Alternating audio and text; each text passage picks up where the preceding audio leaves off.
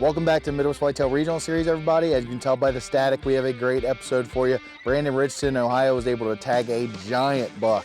That's going to be at the end of the episode. We've got a lot more stuff in there. But before we get to that, we're going to do a quick montage, what everybody's been up to, and then I'll catch up with you after that.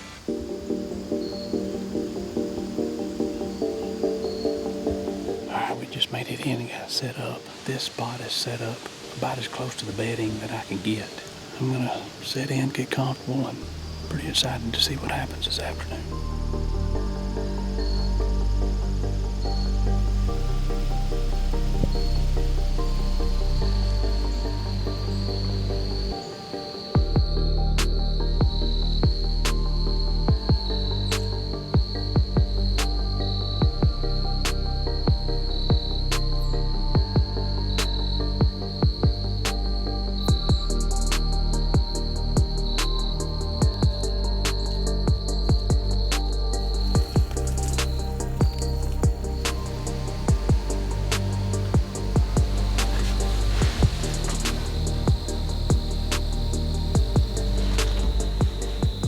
It is October 22nd. I'm set up tonight in this redneck blind overlooking this cut cornfield here. Maybe Angry will step out and see this decoy and come in and give me a shot.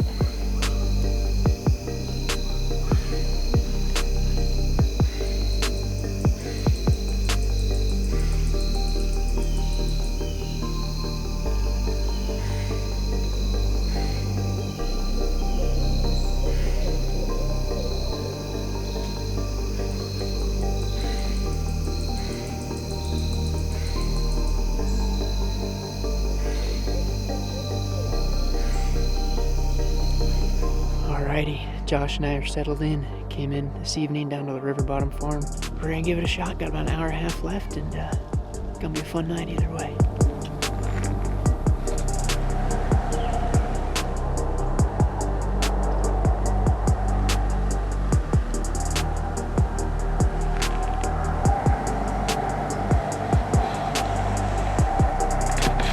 Alright everybody, welcome back to Midwest Whitetail. It's October 24th here in Kansas. We've had a little cool front come through overnight. It's about 58 degrees today. And good luck to everybody out there hunting this weekend. I mean, we're close to November, so I mean, the best time's coming. So good luck to everybody and stay after it. Let's go.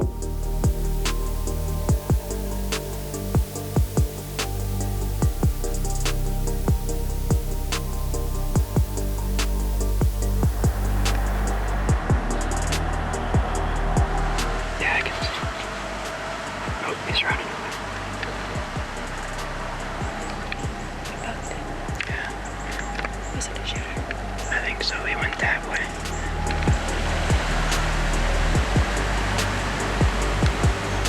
It's October 25th. Still no rain in Georgia. I've had pictures of a decent buck here. I'm not gonna say I would shoot him, but I think he's the best buck I've had on camera on this farm. Cross my fingers that I see a deer this evening.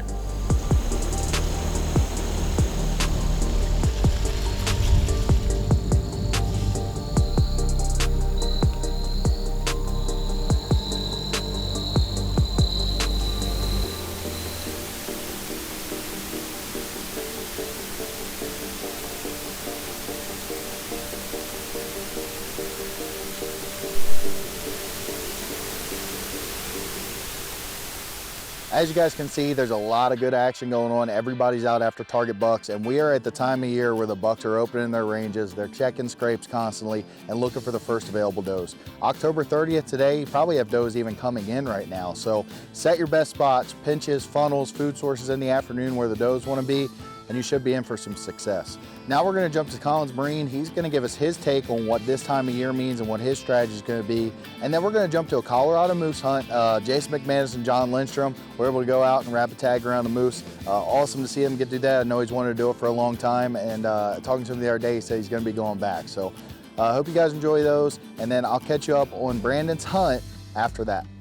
Welcome back to Midwest Whitetail. One thing that I've noticed, the areas that I hunt anyway, it almost seems like the acorns dropped a little earlier this year, and where I'm hunting is mostly river bottom, so you get a lot of bur oaks, and some pin oaks, but they had a ton of acorns early, and I noticed they were dropping late August, early September, and it seems like they've almost got a lot of those cleaned up already, and they're starting to move back onto the green plots. I got several monster buck plots with rut greens, and then added some radishes and some rye, and those seem to be heating up. A lot of the does are hitting those plots. Where the does are at, the bucks are going to eventually come, and I'm hoping these bucks are going to start hitting these plots, checking scrapes, kind of trying to lay their territory.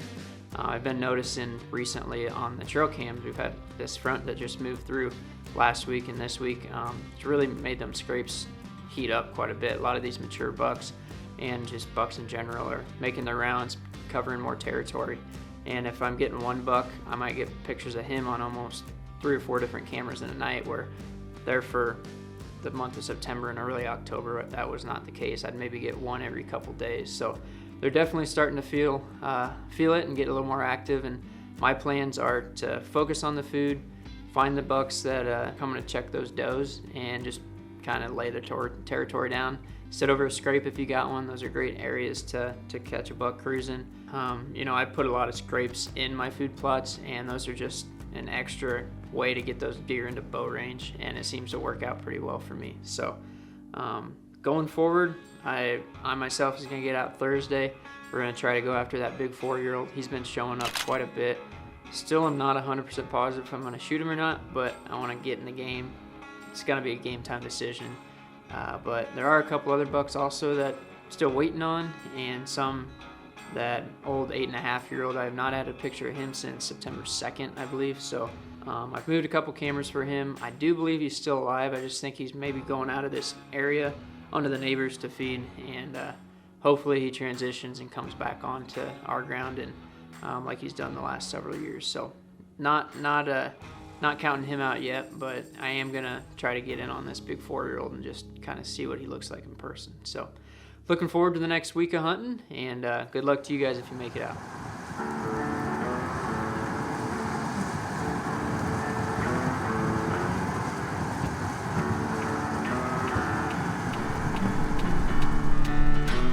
All right, guys, it's the afternoon of October 3rd. It's day 1 of our moose hunt here in Colorado.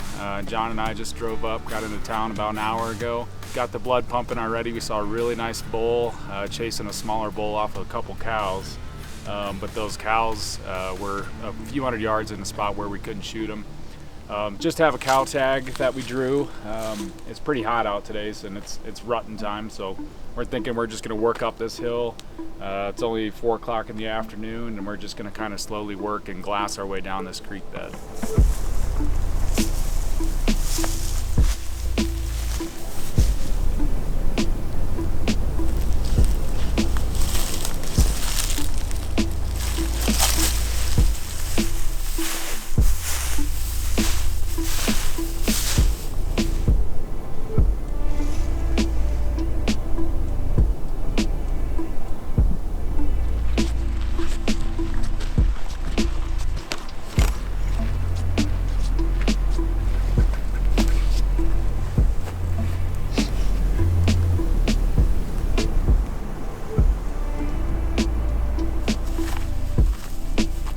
Guys, it's the morning of Sunday, October, I think it's the 5th.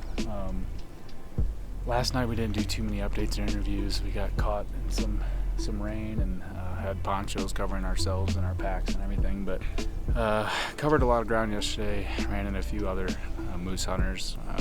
One guy had a bull and was hunting with his dad, and we exchanged a little bit of information, and then there's a group of 4 guys that were moose hunting, and they had a cow tag in about the same spot we did, so I wanted to try a different spot today. We drove about an hour and a half from the cabin this morning. We're working some of these meadows that go up these creek drainages where it looks like a good mixture of habitat for a moose. We're gonna go ahead and get after it and see if we can walk up, gain a little elevation going up this creek, and hopefully run into one.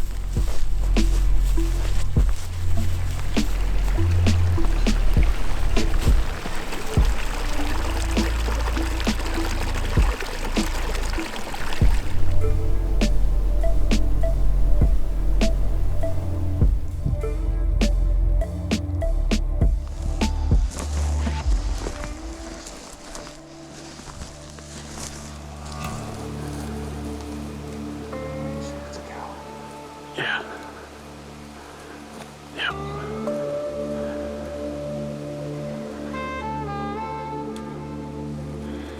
if she starts going the other way, like right in the opposite timber, we gotta move fast to get up there. She's facing left, so I think she's gonna, if anything, move to the left.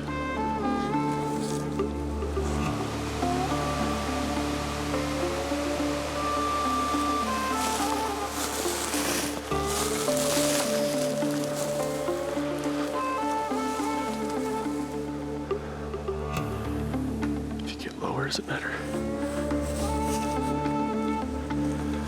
I can right here. You see, she's going that way.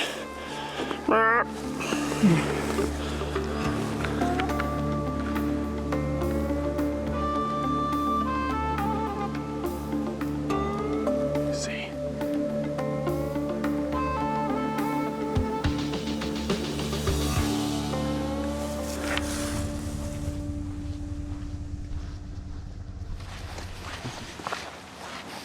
Oh, there she is. Just right through here. Do you have any idea on yardage on that shot? Do you have any idea how far she is?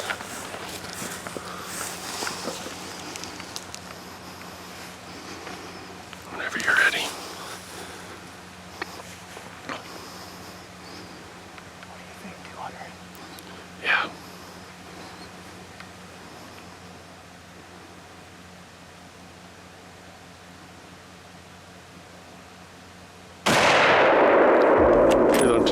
She dropped, reload.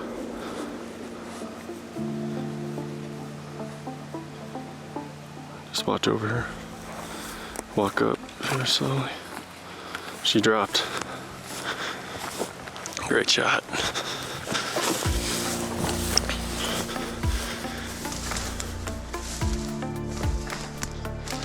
Great, perfect shot. Well guys, as you can see here, it finally happened. We've been hunting hard for I think 4 or 5 days now. I think we've been averaging probably 5-6 miles on foot every day, and then driving around doing a lot of just glassing from the road and stuff like that. We had a pretty close call this morning. Got all set up on a cow, pretty close to here actually, that was alone, dry cow, which is what we were after. And we got all set up on her. She was already a little bit boogered because she was close to the road, and we just kind of saw her as we were driving. Got set up on her, and the sun was directly behind her in the scope. Tried to move, she spotted us, picked us out, and heard us. Took off into the timber, could never find her again. Hunted hard the rest of the day. Finally spotted this one as we were kind of just slowly glassing, and about a 150-yard shot. One shot with the 300 Win Mag, and just right where you want it in the double lungs, and she dropped. So it's about 7:15 now. We're gonna be working on her for a few hours and pack up camp and hit the road back to Iowa tomorrow.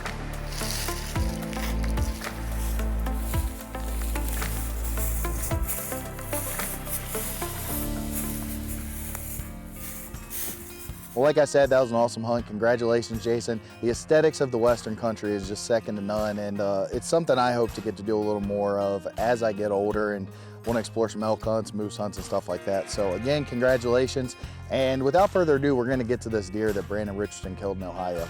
It is an absolute stud. Awesome deer, awesome footage. I know you guys are going to enjoy it, but just a little backstory before we get there. You know, this year I think a lot of people in Ohio experienced EHD conditions and just dry conditions in general when it came to planting food plots. Brad and Brandon were no different. They experienced a lot of that. They were going through that in the summer. Food plots weren't coming up good because of the dry conditions, finding deer dead all over the farms. And going into the season, the target bucks just weren't there quite yet. Now, granted, they have some deer move in later in the season, but it's always in the back of your mind when you're experiencing conditions like that they may have died. So going into September, Brad was able to get his son his first deer, and also a friend's son his first doe.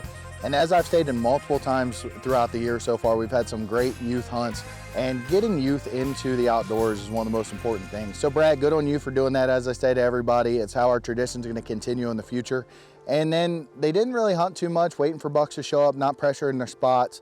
And without further ado, we're gonna jump into the hunt. October 26th was a really good day. 2 awesome encounters we'll be posting later this weekend. Be on the lookout for that. Hope you guys enjoy the show, and thanks for watching. Let's go, boys. Finally on the road. We're in southern Ohio. Sun's peeking out, high pressure. It is October 24th. I think it's October 24th. I worked this morning, and my brother couldn't make it today, so I guess I'm gonna fill in and have to shoot his buck. But going up to the redneck on a little food plot, and oak trees all around it, so they've been hitting the oaks. And we had two big boys show up last night and this morning at 4 o'clock. So one's a nice 6x6. Oh, he's real nice. And then we got a nice split G2 buck. I'm pumped. I feel really good about it. High hopes for tonight.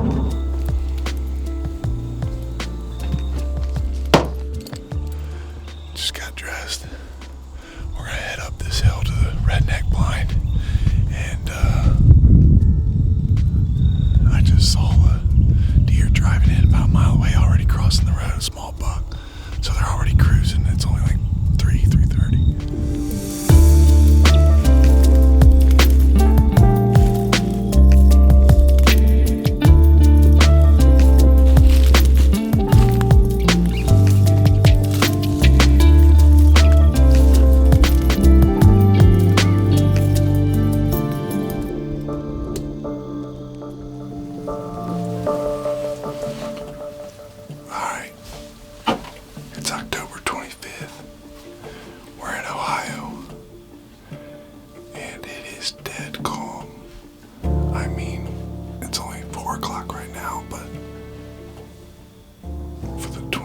October, it's 52 degrees and not any wind. Now, usually I think that the bucks wait till dark because they like a little wind, but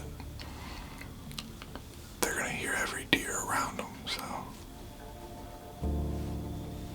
getting close to the rut, they might come check them out, and hopefully those does are gonna come up in this little food plot.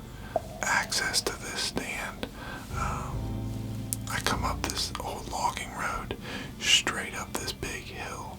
Most of the deer are to the north and north and northeast, and we got an east wind. And when that sun goes down, it's overcast right now, but our scent's gonna go back down the hill where we came up.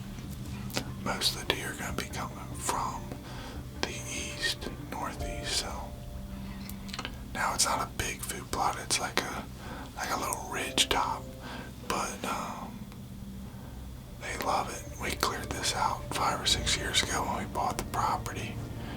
It's easy access and we don't disturb any deer. It's kind of on the outskirts of the property. Tomorrow we might go into the woods a little bit and get in the middle of the property in between two bedding areas. My brother couldn't make it today, so I was happy enough to fill his spot. I was going to be his cameraman, so that'd be something if I shot one of those bucks. I'm sure he'd be happy for me.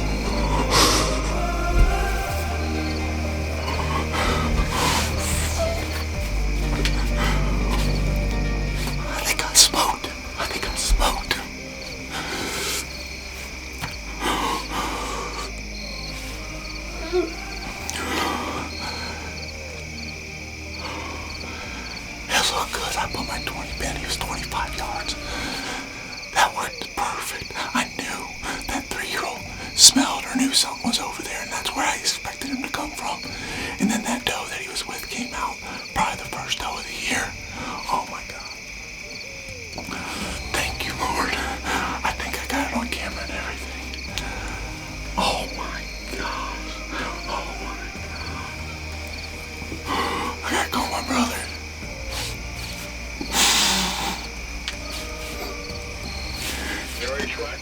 You know it, brother, you know it. Smoke City.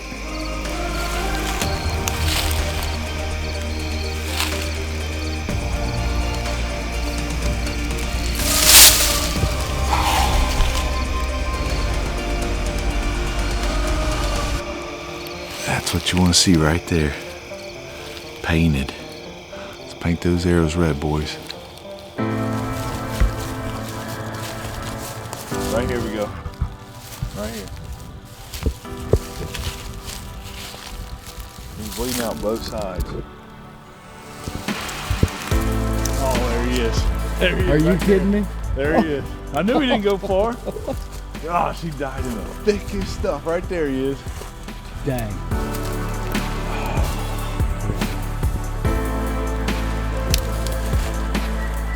He didn't go far. No, that's a money shot. Nice. Yeah, this is the one we were after. Oh my gosh. October 25th was a good day. That little 9-pointer came out, was working that scrape, and then he started getting scared. And I knew this guy was in the area from the cameras. Just a day before he showed up for the first time. We've had some history with this deer. We've seen him for about the last 2 or 3 years. He's 5.5, 6.5 years old. Very fortunate. He's a good buck. Very happy. Watch Midwest Whitetail.